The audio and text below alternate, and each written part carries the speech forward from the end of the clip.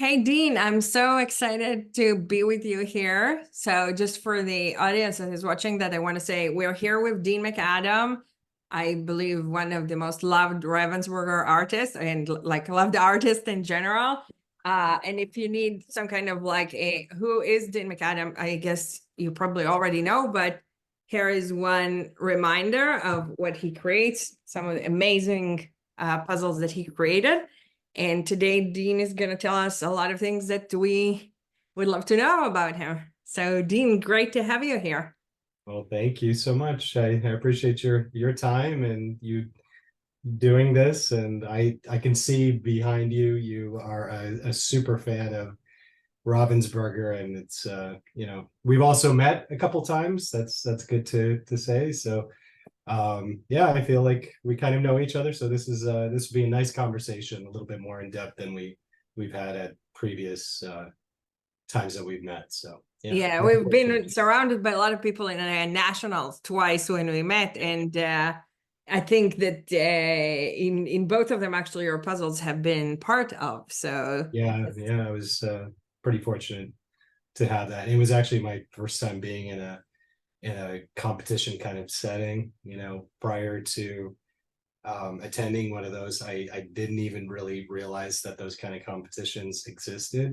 I know that there's puzzle fans, but there's so many different genres.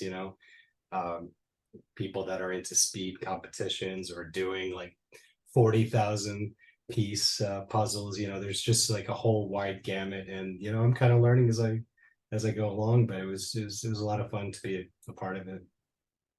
so I think we're going to talk about some of them, like some of that even more in depth. But I want to start, with like I think a very simple question, like an artist, like you did art before the puzzles Mhm. and everything, Yeah. and you somehow got to doing puzzles in with Ravensburger, right? Like I was sure your first one was the oh lions bears oh my, right? Lions bears and tiger. Alice in Wonderland was the first one, but we can kind of go back because somebody kind of discovered a couple of kids puzzles that I did, and they were like, "Oh my God, there's two new puzzles I didn't see." So technically, I think back in maybe it was 2016 or somewhere around there.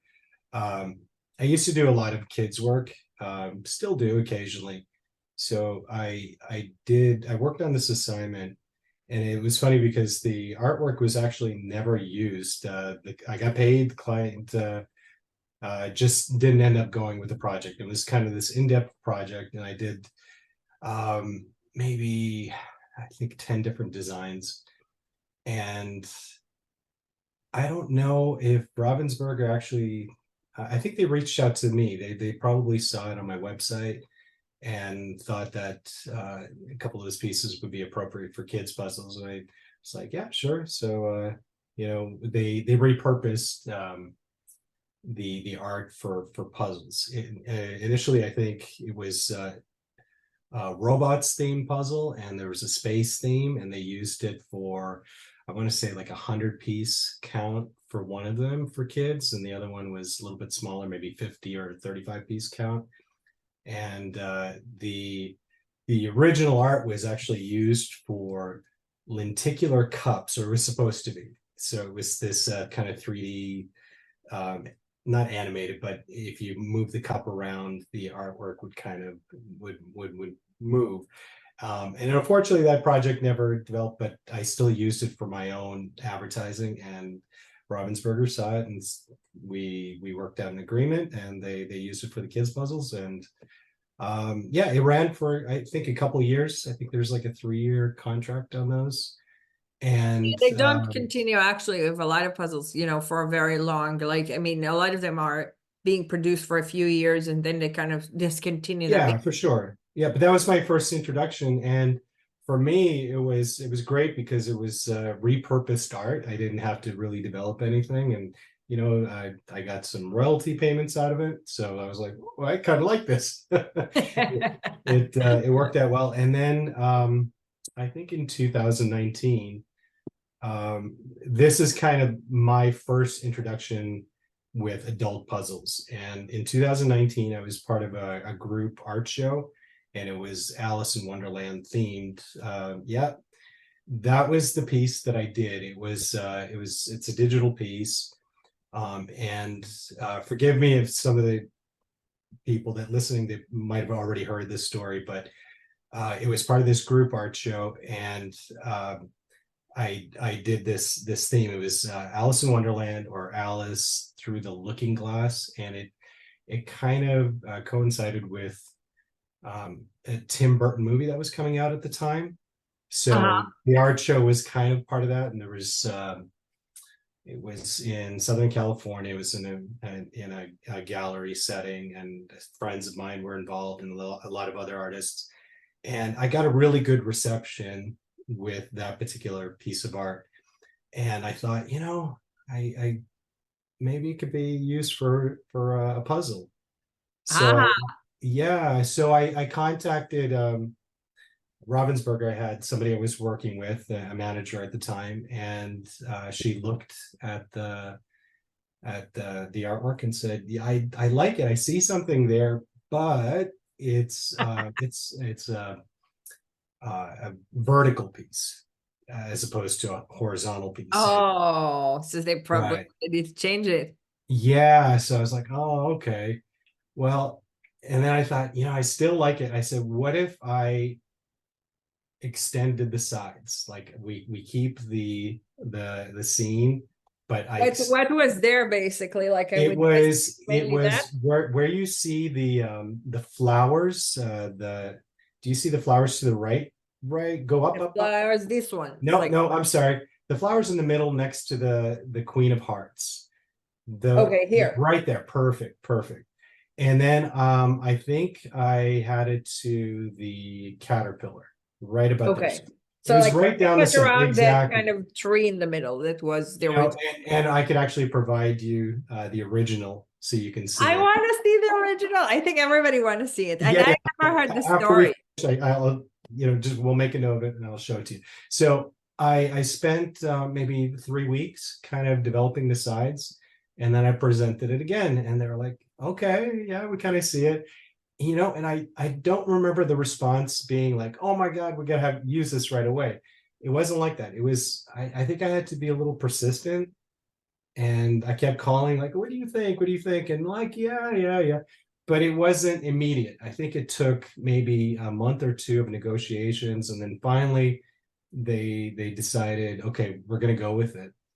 And yeah, that's kind of how it started. And one of the things, as a puzzle illustrator, you submit the artwork, and then there's a long waiting period. It doesn't come out, right away. Again, I did this in 2019, and then it launched officially at the beginning of 2020. And then that's, the world went crazy in 2020 with the pandemic and everything. So like everybody, I was kind of cooped up, and then the puzzle came out, I think in the spring of 2020, right when people had nothing to do. And you, as puzzlers, I mean, you love puzzling, but the rest of the world was kind of looking for activities that they could do at home. And and I think it kind of picked up from there and was a hit. Thanks, You'd be COVID. amazed, by the way, Dean. Even some of the people you've seen in puzzle context, Yeah. like a lot of them started with the pandemic and they became, puzzle fans afterwards. But people just really like found out puzzling like a lot more than before Yeah, in for sure. the time of the pandemic. So I guess I love the story actually that you have this thing that Ravensburger contacted you, but then you already know that they're there. But it's kind of like a process to get to there, because like it's a. But I guess the next one then that was probably like easier after they've seen the success of this first one. Yeah, yeah. The first one did well and continues to do well. It's actually probably one of my top producer even to this day. Like, it's what they describe it as an evergreen piece of art, because it continuously sells. I don't know why. It's a fun image. I really like it. but it seems to have resonated with a lot of people, I would say, like all over the world.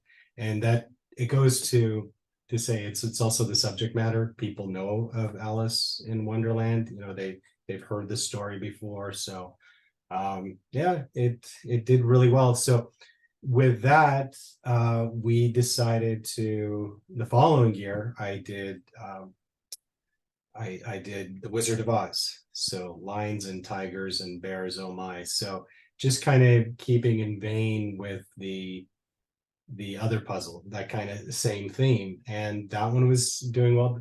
Actually, all of my puzzles are still in print, but we kind of, well, that fantasy piece of art did well. Let's try another one.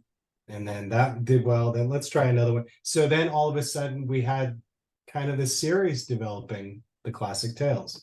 And that's what we kind of coined it after about 4 puzzles. We're like, okay. And I don't know how many have I done 6, I think, in the series so far. I think so. I mean, it, I have a question about that because you know when you and Ravensburger actually figured out that this is a very good success, right? Yeah. You got to the point that I guess you have also you know changed like you changed the wrapping around the puzzle, right? Like you created basically like a puzzle that is having your own stuff around. So if I look at this one, when they actually did something that is showing your kind of signature around it, and here it was white like the normal stuff. And Right, so that was the you know original packaging, right? yeah, so I wonder basically like you know if we look at that is like when did that happen exactly? You know, I think it probably happened right around the 4th puzzle. Don't hold me to it, but I think that's because it was the series was kind of developing, and then I think my reputation as an illustrator was kind of developing. They just wanted to kind of put me in not my own category, but just make it a little bit easier to recognize my art. You know, as because Ravensburger had their own basic packaging that they wanted it to kind of stand out. And I've noticed they've done that with several other artists. I think Dulk is one. Are you familiar? Dulk, I Yeah, think. they have only one puzzle with Deluxe though, for now at least. Uh, Okay. like I think they started doing that also with Demelsa right now. Okay. Yeah. But Right. yeah, Exactly. they have, you know, kind of like some special wrapping either for special series. They Right. didn't actually they used I don't think they used to do that for artists as much actually, but they but it's really cool. So are you involved in actually doing this wrapping as well? Because it has Yeah, like exactly. kind of Yeah. big. We kind of we were thinking about a color that kind of went well with all of my illustrations, and this just kind of darker navy blue, or if you want to call it that, just seemed to work well. And then um I always put a digital stamp, a little DM in a circle. That's kind of my logo, if you will. Oh, And that you put inside the puzzle, right? I do, but if you look, I don't know how noticeable it is in the first. Oh, good God. Yeah, I will show that probably because there's no way if not somebody really can see showing that. up, but when you see it in person, there's like Wow. this background gradient of all my little logos. Yeah, it's I have to say that I never saw that, you know. I mean, maybe I didn't look at because I don't look at the box as well, but like it's yeah. really cool. Yeah. So you have So actually it's your this logo little all over the box. pattern of all my little logos, and some people, yeah, to kind of pick up on it, but it's it feels nice that they did that for me. So with the packaging kind of set apart, then we decided let's take some of the elements from the puzzle, and then just we'll put one in the top right corner, one in the left hand corner. So now it's just become this kind of standard that that's what I'll do. Some before, I think I was maybe taking it directly from the puzzle, but now I'm actually recreating some new art. Just I think if you see on one of my latest ones, the Three Little Pigs, or that one, yeah, right. And So he's in the puzzle in a different position, right, basically. exactly. So that that dog, that's actually my dog Chasey from the past. Yeah, so we kind of changed the expressions. It just gives a little bit more character when somebody looks at it, and they think it's kind of cute. So I enjoy it. I think everybody thinks that like so much of what you're doing is so cute. And you talked about kind of like a putting stuff inside. So like one, your stamp is actually in the puzzle. At least I've seen it in places like in the pigs, right? I've seen it like on the table actually where the pig is like doing sketches or something. But you also have other kind of Easter eggs, like you have the Red Riding Hood here in the puzzle that is actually like, or you have also the Evil Queen here. So Yeah, that one, just because that particular puzzle was a departure from the classic series, we wanted to kind of tie in my classic series that some people would realize, oh, I've done that artist's puzzles before.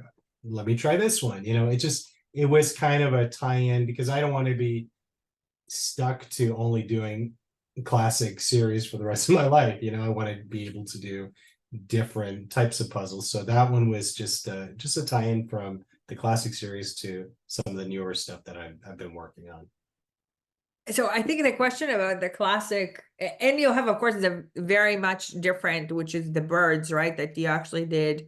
Uh, I'll probably want to ask one question on that. You probably know that this puzzle was more difficult than the other puzzles that you've done, and specifically, you've watched people actually doing it also in the competition. Yeah. Like, is that something you take into consideration when you are now, you're actually thinking puzzles when you create the art from? Sure, yeah, for sure. My first puzzle with Alice, that was just for me. Again, I was part of this competition or part of this group show, so I wasn't thinking puzzles at all. The only thing extending the sides, that was the only thinking to make it accessible for puzzlers. The one thing, even though that's my most successful puzzle, the one thing I learned was darker colors. I had to be kind of wary of being too dark in sections, because I've heard the comments where a lot of puzzlers, they just have a harder time with really, really dark colors, especially big blocks of it. So that one was a little bit on the dark side, especially kind of going out towards the edge. But that was also, again, that was the theme of the illustration itself. It's kind of not spooky, but it's magical and also mysterious. That's Alice in Wonderland. So one that particular puzzle, a lot of people take issue with the flowers, right? The little cherry blossoms. They find that kind of difficult, but it's also, people found it challenging. So my next puzzle was Wizard of Oz, where I kept it a lot brighter. I kept a lot of yellows and greens, just kind of happier colors. So to your question about busy birdies, yeah, I wanted to try something a little bit different. I wanted to make it more challenging. And I don't know if it's a good thing or not, because I've heard some people say it was a little too difficult, maybe especially for a speed competition, right? But that particular puzzle wasn't meant for a speed competition. It was just, I was asked, would you like to include this? And I was like, yeah, sure, I'd love to be a part of it. So a lot of people found it difficult, but I purposely I wanted to kind of move the colors around, so it would be kind of challenging. Like, you don't see giant blocks of yellow or orange. It's all kind of spread throughout, and the branches are interweaving. And yeah, I did want to make it challenging. So it's something I've learned from. Some people like it, and it's still it was introduced in the puzzle competition, but it really hasn't been sold too much in stores. I think it's being sold on the Ravensburger website. So I don't know what the overall consensus is, if people love it, if they love the challenge, but I've heard some people that kind of pre-ordered it, that they found it challenging. So I don't know. What do you think? I can give you my opinion on that. The Yeah. first thing I'll tell you is I'm in love with this puzzle, but like I thought it would be more difficult than what I actually, found it to do when I actually did it. And I think that part of it would be when you think that something is going to be difficult and then you find it slightly easier than you thought, it's actually making you happy. I think the opposite is the problem, right? When you think something is going to be super easy and then you find it's very difficult, Okay. that's a lot more. What would you say? I also think that there will be definitely, some people that, but because they already know you, and I know your fan base pretty well right now, and I think that people really are, they care a lot about the images and about how cute and how kind of quirky some of those things are. And I can tell you that I've seen the day that it opened up for, kind of like early sale, and people were going crazy to get Dean's puzzle. Like I have not seen anything like that before. Okay. Well, So I think to me, probably like the best judge would be you'll see how much like worldwide sales you're gonna have. yeah. Yeah. Maybe it's going to be slightly lower than, your average kind of like classic tale, because again, classic tales people know. Right. But I think that I don't like, I would want to create, kind of like interesting art for all of us. And I think that people will keep buying it because now, they know your name and they know your art. And again, you create things that are so unique. I remember somebody asked you in the last national, like, are you going to go with, a trend of something in art? And I was like, I think Dean has some kind of a signature of like his own style. And I think you actually probably going to still, do anything you do with your style, right? Like you're not gonna just do something more generic like that. Yeah, because I think every puzzle I kind of approach, it's a story, right? It's it's my characters, but I am telling a story. And with the classic tales, I mean, it's already, the stories are built in. Everybody kind of knows them already. It's just my kind of take. So there's a little bit of nostalgia, but a little bit of surprise too, because it's a different take, and I've enjoyed that. But then kind of creating my own themed puzzles, the thinking with the busy birds, yeah, I was looking at the color scheme. I wanted something, to be bright and happy, and but also telling a story. And when it comes to, this is just a little tidbit, but sometimes when you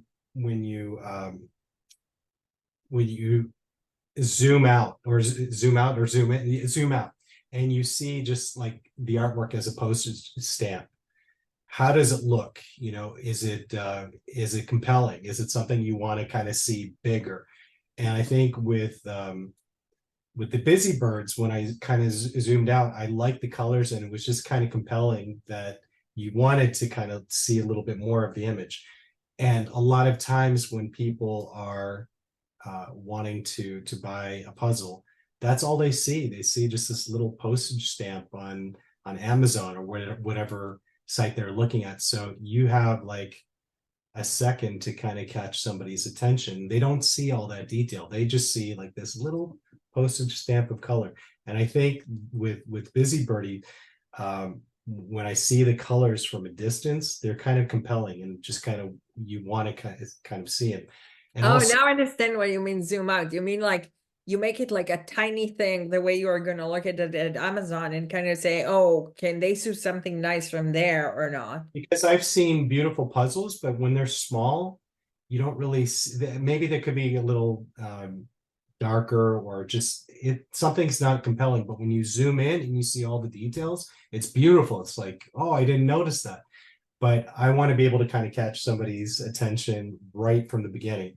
And my work tends to be kind of colorful anyways. And also I'm mindful of my color palettes, because I don't want my work to be like, oh, that looks just like the Alice in Wonderland, or that I've seen that before from Dee. I don't want that. I want every piece to be a little bit different. So I'm really mindful of colors. and to make it a little bit different, because it's interesting for me. I spent a lot of time kind of developing these things, so I wanted to do something a little bit different. And back to busy bees. If I can tell you from like the customer side, right? Like it works and it's absolutely amazing. So Thank you. that's really fun. And again, we've had this kind of conversation before. I'm a newbie when it comes to this. I'm not a newbie to illustration, but I'm a newbie to puzzles. I mean, really, my first one came in 2020. It's 2024, so I'm learning as I go along, and so I'm trying different things, and in a sense, that's probably good, because maybe I don't know the rules when it comes to puzzling, and maybe that's what I don't know, the fact that I'm a little naive when it comes to what puzzlers love or stay away from. I'm learning as I go along, but maybe I'm doing something that's a little surprise to them as well, because it's different, because I don't know the rules. I'm just kind of creating something that's that's compelling, that I think that people like and that I enjoy. Like, I have to please myself first, before anybody. Look, I think you have just natural, kind of like you just click with what goes well in puzzle. Like, maybe you improve some things because you now know more, but I think that's also what makes the puzzle succeed so much, is because they are unique and because you have your own thing that like is different than anything else that somebody can see somewhere else. I think it's a good marriage of the two, because I didn't come into this thinking, oh, I'm going to be a puzzle artist now. I'm doing what I've always done. But what's been surprising is, again, people, fans, whatever, they've kind of gravitated towards it. And I'm kind of surprised by the reaction. Like, I don't know. I hear comments about my work from other artists, and I'll show my stuff on Instagram, and I follow a lot of illustrators and artists, and we're always kind of complimenting each other. But to kind of get praise or attention from puzzlers, people that I'm selling directly to, it's been really nice. I don't know. So many people, like I said, so really lots of And I really, really appreciate it. Like, I try to, when it comes to social media, I'm on Facebook or Instagram, I really try to be part of the conversation and to make sure that I read everybody's comment, and I like it, or and try to interact. I can't interact with everybody, but I definitely, I try to be a part of the conversation, and I enjoy it. I like to hear people's feedback, even when it's negative feedback. Like, for instance, the Busy Birdie, somebody says, oh, I went through, I started the puzzle, and a third of the way I just boxed it up and I hated it. I'm like, oh no. I But have to tell you that I have a friend that said I started it and I can't finish it. And then she switched to another puzzle. Then she came back, finished it. She okay. said, I guess I just needed daylight when I did that. And now she's like telling everybody how great this puzzle is. Ah. So I think that, people don't give up on puzzles so quickly. If it's hard, put it Well, aside, again, try and to come going back to back it. to, not every puzzler is the same. People have different interests. Some people, like, I don't even understand these gradient puzzles, or just the all solid color puzzles. These are puzzles for, to me, I don't know, it's my opinion, but these are for maniacs, because it's so challenging and so difficult. But maybe, again, for some people, it's they want that challenge. They're kind of bored of just an image. Now they want to try something different, and just a sense of accomplishment. Let me ask you, you've tried the gradients and you've tried the solid I puzzle? have. So I've done actually like most of the crypt that are solids. I have to say they're not my favorite. If like anybody asks me, I'll do them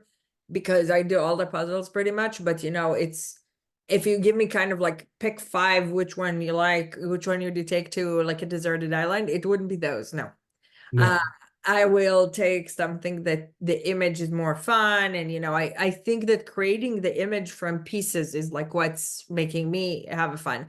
Now, gradient, I think depends, or like which gradient it is. I will prefer a puzzle that have a gradient like inside. Like if you did a puzzle like that had, I don't know, some kind of like a tail, but it had gradient somewhere inside as part of the background or the sky, I'd probably enjoy that more than like a completely like blank just gradient. Right, right. Yeah, I tend to kind of fill up my puzzles. I like to, I don't know, when it comes to too much negative space, I get a little nervous. Like, no, I gotta put something in there. It's Look, and that's okay. That's part of your style. I think the yeah, busy stuff is part of your style, but it's kind of busy good, right? Like it also makes the puzzle more doable for a lot of people. Like, I think one thing you said earlier, I always tell people that the puzzles that I think make people the most happy are puzzles that have some chunk of color, like, and then you have something to start with and you feel like, oh, I made some progress. And now if from there it's actually more difficult, then okay, most people would kind of like go with it. Versus, if you have something that is all of it is kind of confusing, that it's slightly like harder for people to work with. right, So I think almost all of your puzzles actually had this thing of like you can start in Hansel and Gretel with the house, and then you have a bunch of darker stuff around, right? But the right. point is you have something good to start with. Again, not by design. It just kind of, that's the way I just drew it. And now I'm hearing that people like having, sections to kind of gravitate to. So I'm going to keep that in mind going forward. Maybe it's again with Busy Birdies and a couple of the other puzzles that are going to be coming out. I think I tended to go a little bit busier because I wanted to fill up every little, inch of space and have something like cute or this going on. But I might have to also kind of pull back a little bit and let the illustration breathe a little bit too, maybe to help puzzlers as well. Again, it's just me. I like putting in the detail, but I also I don't want people to be just like, oh, this is too frustrating and I hate this. I'll never do another Dean MacAdam puzzle again. So I have to say, I don't think it's going to get to there. And I would love to actually encourage you, Dean, to be yourself because what you're doing right now seems to be working. So I think, sometimes trying to take too much into consideration is confusing. And I think what you're doing, and like again, I love busy birds. Like I love actually I love them a lot more than I thought. They're more difficult, and I enjoy patterns, and I think you put a lot of patterns in the leaves and in other things inside that actually like really clicked in my brain, in the places that love the patterns, basically. how long did it take you? I don't remember, but I came back from the competition, and that was the first thing I've done. And of course, it was ready in the same day. That one and a few more. Usually So, do a puzzle in one day, 1,000 pieces. oh, I'm doing a lot more than that. I'm doing, let's say, on average about 38,000 pieces a month. So, Right. yes. We need to take a break because Zoom is going to close on me. So let me send you another invite in a second and then we can continue because I have too many more questions to ask you. How long did we do? And we did something like 35 minutes and they basically close you after that.